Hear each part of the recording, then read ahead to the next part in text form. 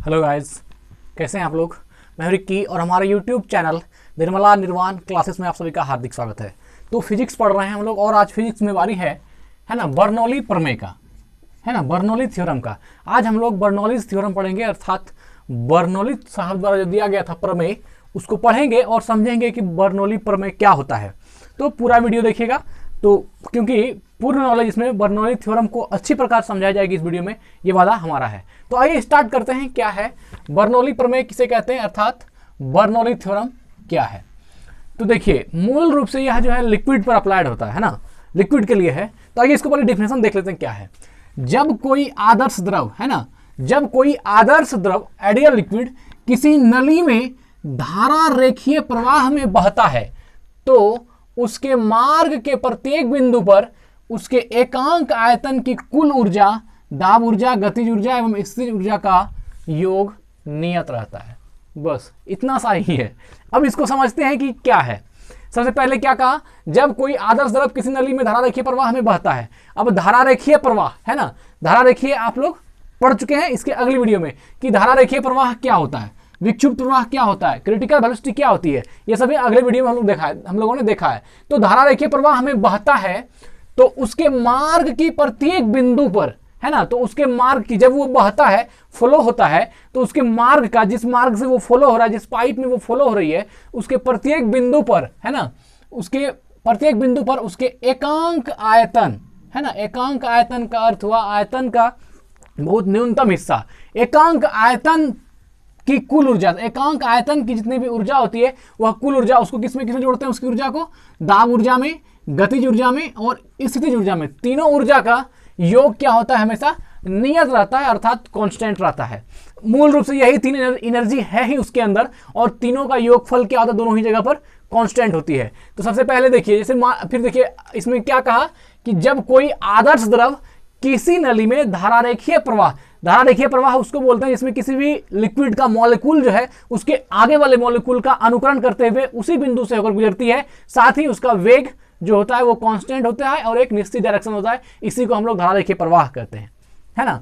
तो जब कोई आदर्श द्रव किसी नली में धारा रेखीय प्रवाह में बहता है तो उसके मार्ग के प्रत्येक बिंदु पर, अब मान लीजिए यह एक पाइप है ना, यह क्रॉस सेक्शनल एरिया इसकी बड़ी है, अनुप्रस्थ काट क्षेत्रफल ये जो पॉइंट 1 नंबर है और यहाँ 2 नंबर है, हमने 1 और 2 से इस पाइप को दर्शाया है। मान लीजिए यह कोई पाइप है, इसमें जो प्रत्येक बिंदु, प्रत्येक जो इसका स्थान है, यह मान लीजिए यह सभी जो है इस पाइप की जो है पोजीशंस हैं अलग अलग पॉइंट पर, ठीक है ना। तो क्या कहा कि उसके मार्ग के प्रत्येक बिंदु पर उसके एकांक आयतन की कुल ऊर्जा, अर्थात मान लीजिए यहाँ पर अगर किसी भी यहाँ पर कोई लेते हैं तो यहाँ पर जो कुल ऊर्जा हो गया ना, एकांक आयतन की कुल ऊर्जा, है ना, कुल ऊर्जा का मतलब हो गया दाब ऊर्जा अर्थात प्रेशर एनर्जी, गतिज ऊर्जा kinetic energy and potential energy, इसी ऊर्जा का जो योग होगा वह कांस्टेंट होगा, अर्थात यहाँ भी वही होगा और यहाँ भी वही होगा। मतलब कि अगर बिंदु 1 पर बात कर लें या बिंदु 2 पर बात कर लें, पॉइंट 1 और पॉइंट 2 दोनों पर ही जो है आपका वह एनर्जी समान होगी।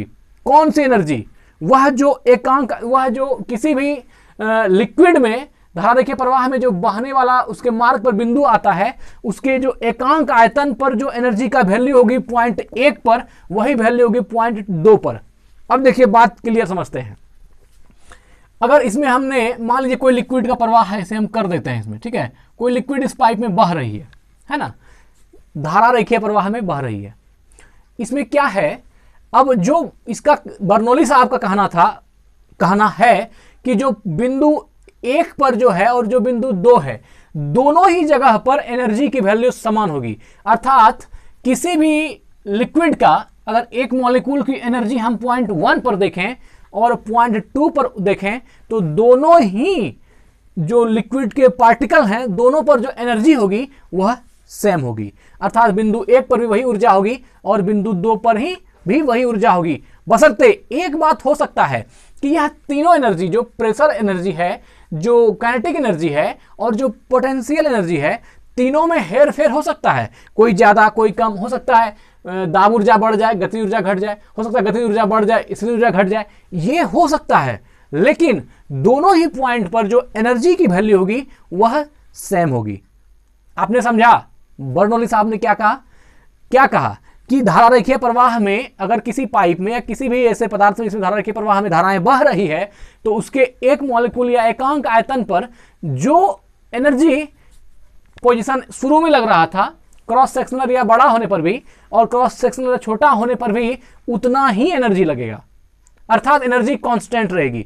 यह भी ऊर्जा संरक्षण की ही बात है कि जो ऊर्जा यहां पर हो रही है, एक नंबर पर जितना ऊर्जा आपको कैलकुलेट करके निकल रहा है, उतना ही ऊर्जा जो है पॉइंट 2 पर भी निकलेगा। और यही क्या है, बर्नौली साहब का थ्योरम है। इसी को हम लोग प्रूव करेंगे, या जो भी है आगे के कक्षाओं में 11th 12th में आप देखेंगे तो इसका डेरिवेशन भी हम लोग निकालते हैं।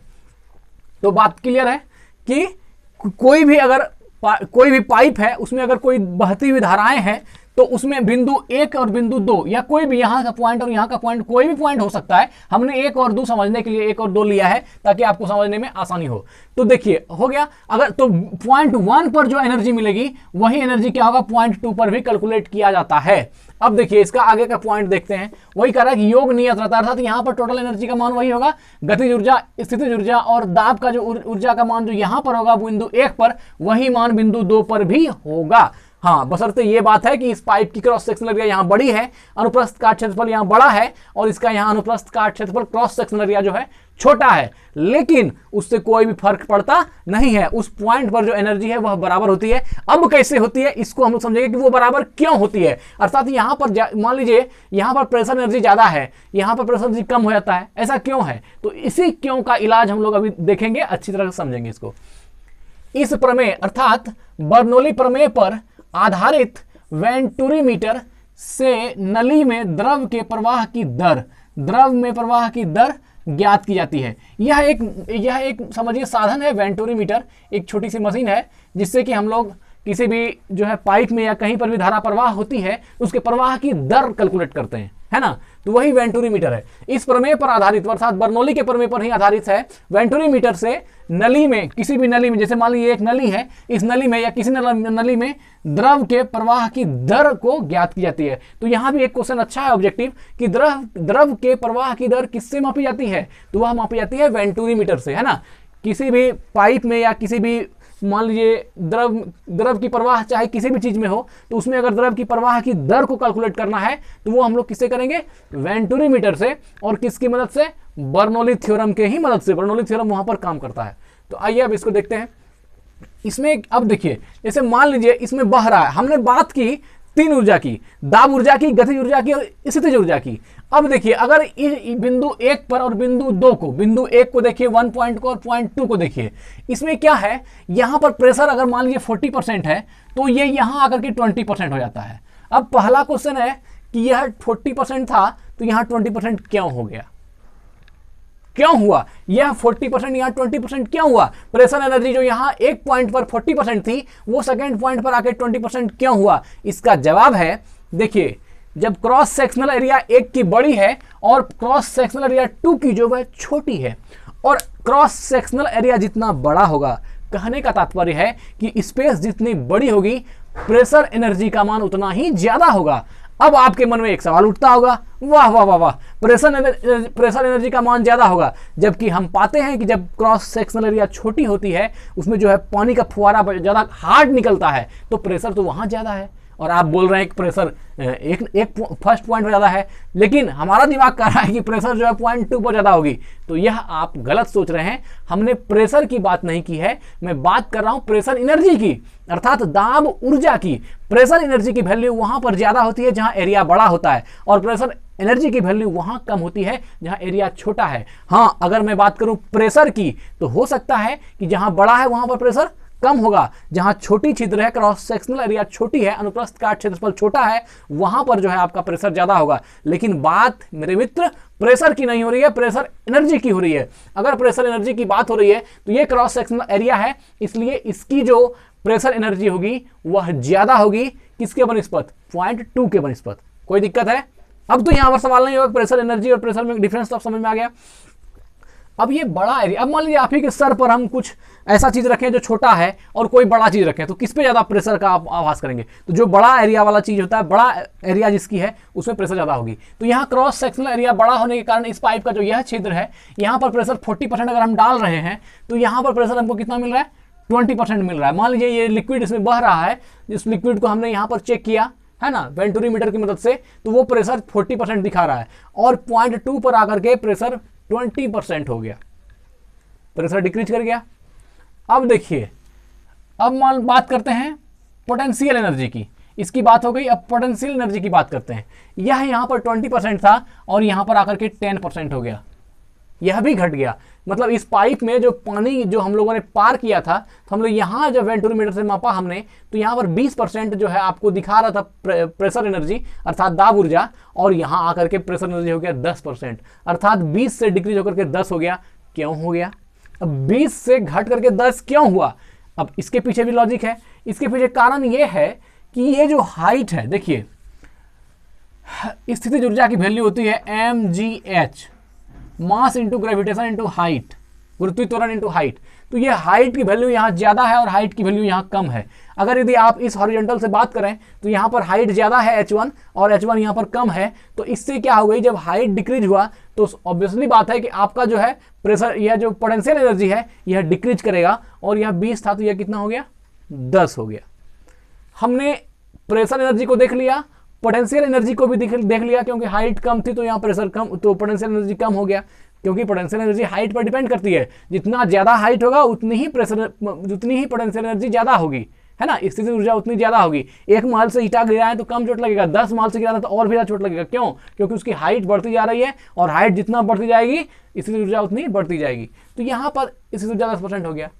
अब बात रहा काइनेटिक एनर्जी पर, जिस पर कि सारा खेल है। अब देखिए, काइनेटिक एनर्जी यहाँ पर 40% था और यहाँ पर हो गया 70%, सीधा इंक्रीज कर गया।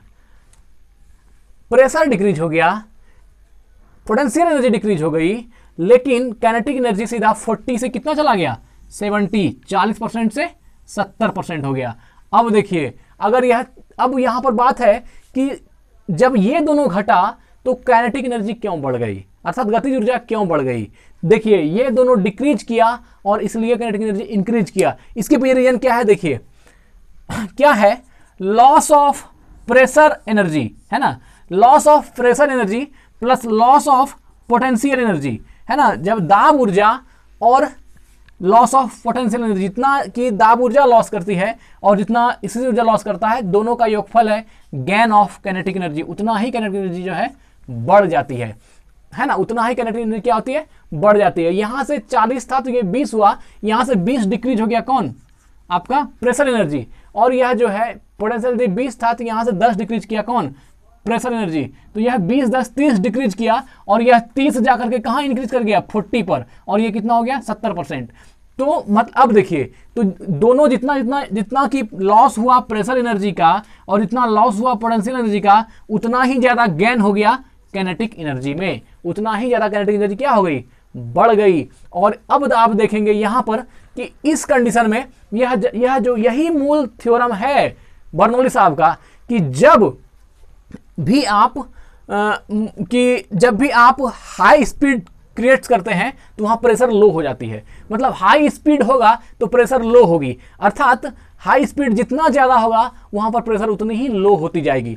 देखिए यहां क्या होता है, स्पीड जो है यह दाब के व्युत्क्रमानुपाती होता है, अर्थात अगर स्पीड को बढ़ा दें तो प्रेशर क्या होगी, डिक्रीज करेगी। तो यही चीज यहां पर हो रहा है कि प्रेशर डिक्रीज कर रहा है तो स्पीड बढ़ रहा है, पोटेंशियल एनर्जी डिक्रीज कर रहा है तो काइनेटिक एनर्जी बढ़ रहा है। तो यह जो है बर्नौली साहब का यही थ्योरम है। लेकिन उसके बाद भी आप देखिए 40, 40, 80 और 20, 100, 100 इधर पूरा एनर्जी, अगर 100% यहाँ भी है तो यहाँ 70, 20, 90, 10, 100, 100% एनर्जी यहाँ भी है, 0.2 पर भी है और 0.1 पर भी है। दोनों पर क्या है, ऊर्जा संरक्षित है। मतलब जितना ऊर्जा यहाँ पर था, एक बिंदु पर था, उतना ही ऊर्जा 0.2 पर भी है। लेकिन हाँ, अंतर क्या है, सिर्फ पोटेंशियल एनर्जी बढ़ गई है और ये दोनों डिक्रीज किया है, पोटेंशियल एनर्जी इंक्रीज किया है। लेकिन उसके बावजूद भी दोनों ही पॉइंट पर क्या है, एनर्जी सेम है, 100 का 100 है। यह भी ऊर्जा संरक्षण का ही एक सिद्धांत है, बर्नौली थ्योरम भी।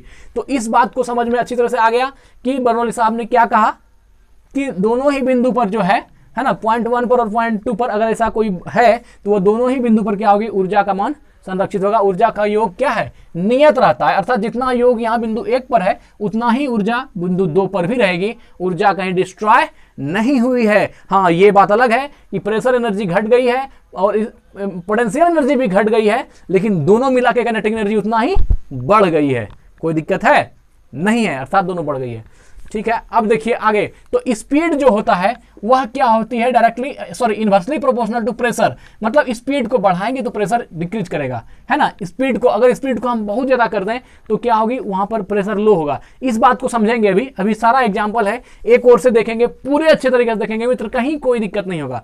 चलिए, यह तो हो गया potential energy plus half PV square plus raw जी एच बराबर कांस्टेंट। मतलब ये क्या है, दोनों ही वैल्यू कांस्टेंट होगी। टोटल एनर्जी का जो सम है वह इक्वल रहता है। टोटल एनर्जी का सम क्या है, इक्वल रहता है। तो अब आपको यहां पर यह बात समझ में आई होगी कि बर्नौली साहब ने क्या कहा।